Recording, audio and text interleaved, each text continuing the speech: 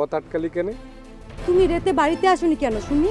দেশের জন্য ওরা লড়াই করতেছে, আর ওকে যে আপনারা ডাকাত বলে ডাকতেছেন, আপনার একটু লজ্জা লাগতেছে না? দেশের জন্য লড়াই করতেছে না ছাই করতেছে।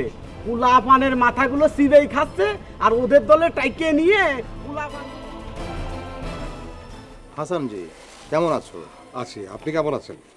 হ্যাঁ, ভালো আছি। বলছিলাম কি হাসান, ওই যে ওই বিষয়টা তো কোনো কিছু জানালে না তো? কোন বিষয়টা? আরে ওই যে জমি বিক্রির বিষয়টা, ওই বিষয়ে কি কোনো সিদ্ধান্ত নিলে? কি ব্যাপার, কিছু বলছো না যে?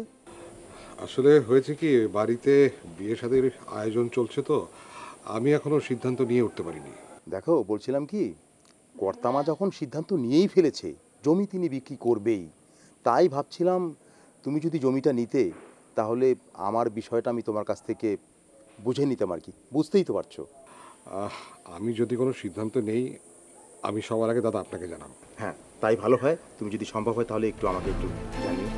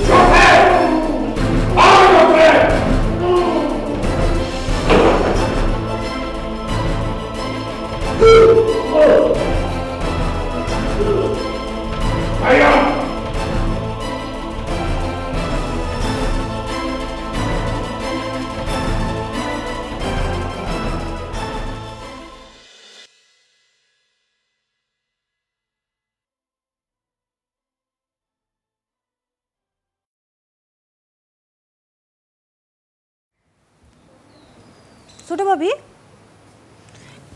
তুমি এখানে বসে বসে কি করতেছো আর কি ভাবতেছো তুমি? না,